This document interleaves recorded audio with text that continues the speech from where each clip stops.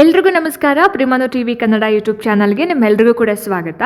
ಸ್ನೇಹಿತರೆ, ಡಿಸೆಂಬರ್ 7ನೇ ತಾರೀಕಿಗೆ ಏನು ನಾವು TET ಪರೀಕ್ಷೆಯನ್ನು ಬರೆದಿದ್ವಿ, ಸೊ ಪರೀಕ್ಷೆ ದಿನವೇ ಇಲಾಖೆಯಿಂದ ಅಧಿಕೃತ ಕೀ ಉತ್ತರಗಳನ್ನು ಕೂಡ ಪ್ರಕಟ ಮಾಡಿದ್ರು.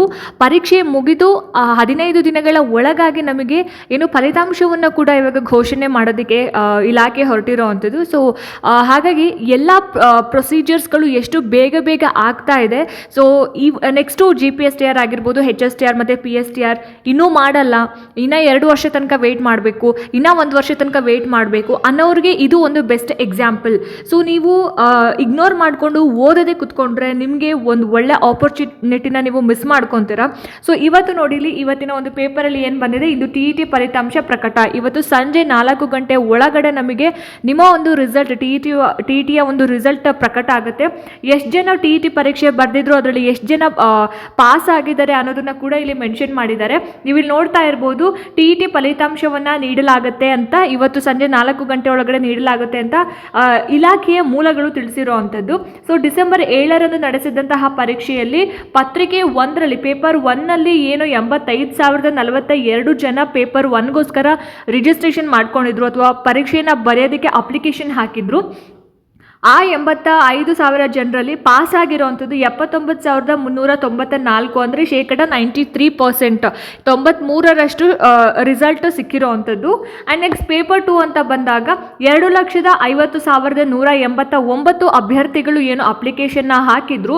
ಸೊ ಈ ಒಂದು 2 ಲಕ್ಷ ಚಿಲ್ಲರೆ ಜನರಲ್ಲಿ 2,37,164 ಮಂದಿ ಹಾಜರಾಗಿ ಎಕ್ಸಾಮ್ನ ಕೂಡ ಬರೆದಿದ್ದಾರೆ. ಸೊ 94% ಜನ ಅಟೆಂಡ್ ಆಗಿದ್ರು ಅಂತ ಹೇಳಿಬಿಟ್ಟು. ಸೊ ಹಾಗಾಗಿ ಇವತ್ತು ನಿಮ್ಮ ಒಂದು ಏನು ಹೇಳ್ತಾರೆ, ಟೀಚರ್ ಆಗೋದಕ್ಕೆ ಯಾರು ಕನಸನ್ನು ಹೊತ್ಕೊಂಡಿದ್ದೀರಾ, ಅವರು ಒಂದು ಏನು ಎಲಿಜಿಬಿಲಿಟಿಯನ್ನು ಪಡ್ಕೊಳ್ಳೋದಕ್ಕೋಸ್ಕರ ಈ ಒಂದು ಎಕ್ಸಾಮ್ನ ಬರೆದಿದ್ರಿ, ನಿಮಗೆ ಒಂದು ಗುಡ್ ನ್ಯೂಸ್ ಅಂತ ಹೇಳ್ಬೋದು. ಯಾರು ಎಕ್ಸಾಮ್ನ ಚೆನ್ನಾಗಿ ಮಾಡಿದ್ದೀರಾ ಅವರು ಗುಡ್ ನ್ಯೂಸ್ ಆಗುತ್ತೆ, ಯಾರು ಚೆನ್ನಾಗಿ ಮಾಡಿಲ್ಲ ನೀವು ಬೇಜಾರು ಮಾಡ್ಕೊಂಬೇಡಿ. ನೆಕ್ಸ್ಟ್ CTET ಎಕ್ಸಾಮ್ ಏನು ಬರುತ್ತೆ ಫೆಬ್ರವರಿ 8ನೇ ತಾರೀಕಿಗೆ, ನೀವು ಆ ಒಂದು ಆಪರ್ಚುನಿಟಿನ ಚೆನ್ನಾಗಿ ಬಳಸ್ಕೊಂತು ಅಂತಂದರೆ ಖಂಡಿತವಾಗ್ಲೂ ಕೂಡ ನೀವು GPSTR ಆಗಲಿ ಅಥವಾ PSTR ಎಕ್ಸಾಮ್ಗಳಿಗೆ ಅಟೆಂಡ್ ಮಾಡ್ಬೋದು.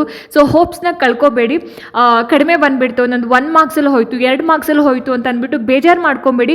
ನಿಮಗೆ ಅಂತಲೇ CTET ಎಕ್ಸಾಮ್ ಇದೆ. ಸೊ ಲ್ಯಾಂಗ್ವೇಜ್ ಸ್ವಲ್ಪ ಅಂದರೆ ನಿಮಗೆ ಕಷ್ಟ ಆಗಬಹುದು, ಬಟ್ ಇವತ್ತಿಂದನೇ ಕೂತ್ಕೊಂಡು ನೀವು ಓದೋಕ್ಕೆ ಶುರು ಮಾಡ್ತು ಅಂದರೆ ನಿಮಗೆ ಲ್ಯಾಂಗ್ವೇಜ್ ಮ್ಯಾಟ್ರ್ ಆಗಲ್ಲ.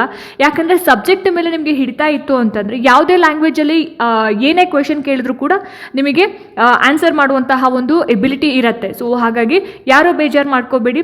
ಚೆನ್ನಾಗಿ ಬರ್ದಿರೋರಿಗೆ ನೆಕ್ಸ್ಟು GPSTR ಅಥವಾ HSTR ಜೊತೆಗೆ PSTR ಎಕ್ಸಾಮ್ಸ್ಗೆ ಚೆನ್ನಾಗಿ ಓದ್ಕೊಳ್ಳಿ ಅಂತ ಹೇಳ್ತಾ, ಚೆನ್ನಾಗಿ ಬರ್ದಿಲ್ಲ ಅಥವಾ ನಾನು 1 ಮಾರ್ಕ್ಸಲ್ಲಿ ಹೋಯಿತು ಅಂತ ಬೇಜಾರು ಮಾಡ್ಕೊಂಡಿರೋರಿಗೆ CTET ಇದೆ, CTET ಬಗ್ಗೆ ಕಾನ್ಸಂಟ್ರೇಟ್ ಮಾಡಿ ಆ ಒಂದು ಎಕ್ಸಾಮಲ್ಲಿ ಉತ್ತೀರ್ಣರಾಗೋದಕ್ಕೆ ಪ್ರಯತ್ನ ಮಾಡಿ ಅಂತ ಹೇಳ್ತಾ, ಸಂಜೆ 4 ಗಂಟೆಗೆ ಏನು ನಿಮ್ಮ ಒಂದು TET ರಿಸಲ್ಟ್ ಬರುತ್ತೆ. ಎಲ್ರಿಗೂ ಕೂಡ ಆಲ್ ದಿ ಬೆಸ್ಟ್ ಹೇಳ್ತಾ, ಹೋಪ್ ಈ ವಿಡಿಯೋ ನಿಮಗೆ ಇಷ್ಟ ಆಗಿದೆ, ಅನುಕೂಲ ಆಗಿದೆ ಅಂತ ಅಂದ್ಕೊಳ್ತೀನಿ. ಇಷ್ಟ ಆಯಿತು ಅಂತಂದರೆ ದಯವಿಟ್ಟು ಲೈಕ್ ಮಾಡಿ, ಶೇರ್ ಮಾಡಿ, ಹಾಗೆ ನಿಮ್ಮ ಅನಿಸಿಕೆ ಅಭಿಪ್ರಾಯಗಳು ಏನೇ ಇದ್ರೂ ಕೂಡ ನನಗೆ ಕಾಮೆಂಟ್ ಸೆಕ್ಷನಲ್ಲಿ ತಿಳಿಸಿ ಅಂತ ಹೇಳ್ತಾ, ಇದೇ ರೀತಿ ಹೆಚ್ಚಿನ ವೀಡಿಯೋಸ್ಗಳಿಗೋಸ್ಕರ ನಿರಂತರವಾಗಿ ನನ್ನ ಚಾನಲನ್ನು ನೋಡ್ತಾ ಇರಿ.